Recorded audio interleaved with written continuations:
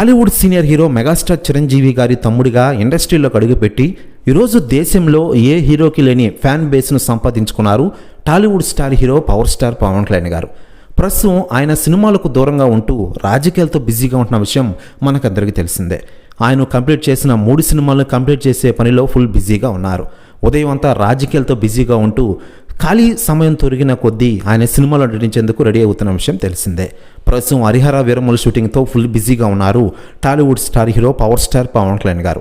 ఆ సినిమా అయిపోయిన వెంటనే ఓజీ సినిమా షూటింగ్తో ఫుల్ బిజీగా ఉన్నారు. ఓజీ సినిమాని సుజిత్ డైరెక్ట్ చేస్తున్న విషయం మనకందరికీ తెలిసిందే. ఈ సినిమా నుంచి ఇప్పటివరకు కొన్ని గ్లిమ్స్ రిలీజ్ అవ్వగా అవి నెట్టింట్లో ఎప్పటికీ నెంబర్ 1 ట్రెండింగ్లో ఉన్న విషయం తెలిసిందే. డివివి దానయ్య నిర్మాతగా వ్యవహరిస్తున్నారు ఈ సినిమాకి. ఈ సినిమాని వచ్చేడాది గ్రాండ్గా రిలీజ్ చేయాలని చూస్తూ ఉన్నారట. అయితే లేటెస్ట్గా అందుతున్న సమాచారం ప్రకారం ఓజీ సినిమాపై బిగ్ అప్డేట్ ఇచ్చారట పవన్ కళ్యాణ్ గారు. రాబోయే న్యూ ఇయర్ కానుకగా ఈ సినిమా నుంచి ఒక అదిరిపే టీజర్ని రిలీజ్ చేయనున్నారట.